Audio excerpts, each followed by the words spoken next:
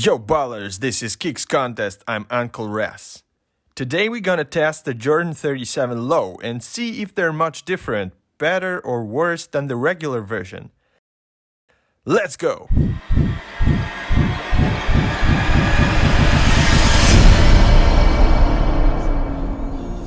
Like the regular version, the AJ37 Low go through the sides. Unlike the regular version, there's no dead space in the toe box, and the forefoot doesn't wiggle as it used to do.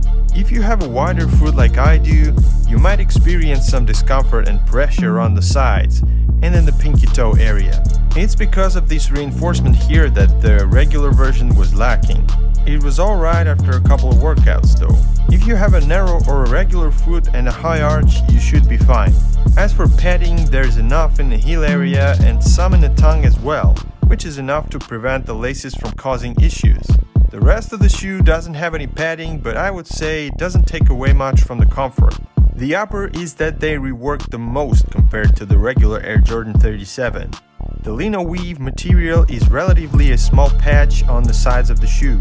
The rest is soft textile and synthetics that are pretty flexible and yet more supportive than just lino weave.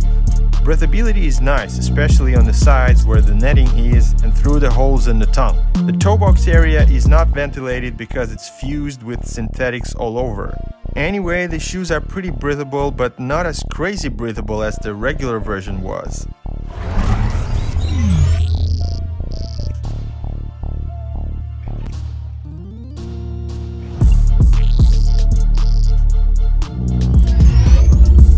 Cushioning setup is identical to the regular Air Jordan 37, double-stacked zoom unit in the front and Formula 23 foam in the heel. Plus, there's a springy carbon plate that adds energy when you jump. As for impact protection, it's great in the Air Jordan 37 Low. I never felt the slightest impact, neither in the heel nor in the forefoot. The court feel is decent too, even through the double-stacked zoom. When I was on this court, the rubber surface was in waves and I felt all the humps and bumps.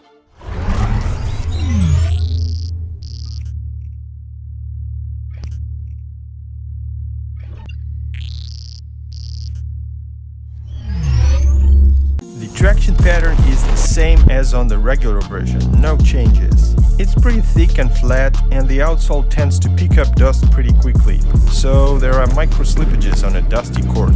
Hell, even on a clean court I wasn't 100% confident playing in the shoes. But when I played on the outdoor rubber courts, the traction was top-notch.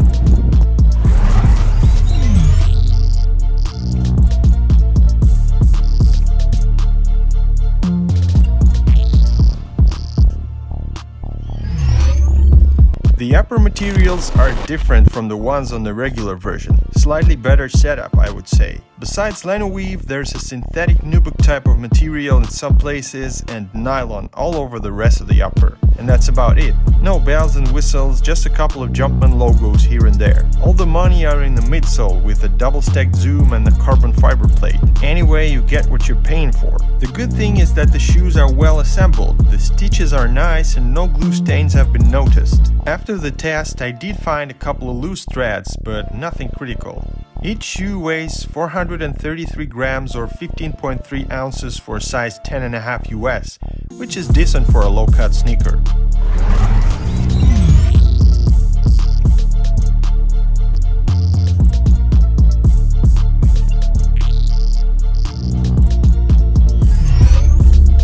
Safety is the most controversial thing in the Air Jordan 37 Low. At first, I thought that Jordan brand has fixed the safety issues of the regular version. There's better lockdown in the toe box now due to these textile elements on the sides, which double as the first lace loops. The midfoot and heel lockdown are good as well, but the actual foot bed is on the top of the midsole, which is pretty high off the ground already, and there's no lateral containment. Look what happens here. See, the foot kinda slides over the top of the midsole. There's no outrigger to counterbalance this movement, and the foot can just topple over to the side. The heel cup is solid though, and there's a carbon plate to ensure torsion support, but the lateral containment and stability issue still remains.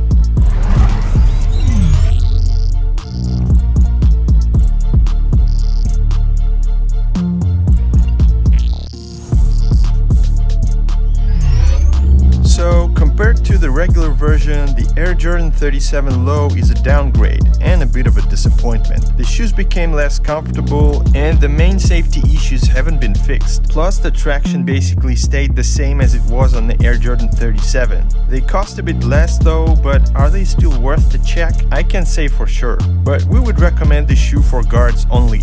This is it for today, guys. If you like this video, please hit that thumbs up button and subscribe to the channel if you're not, because lots of you are watching without subscription. Why is that? We're almost at 10,000 subscribers and we need your support very much. So if you like this channel, please subscribe. Also make sure you follow us on Instagram at Kicks Contest World, where we post teasers, first impressions, basketball, sneaker news, and do every weekend Q&A sessions. See you there. This was Kicks Contest. My name is Uncle Raz. Peace everyone. Kushti Supchik. Bow.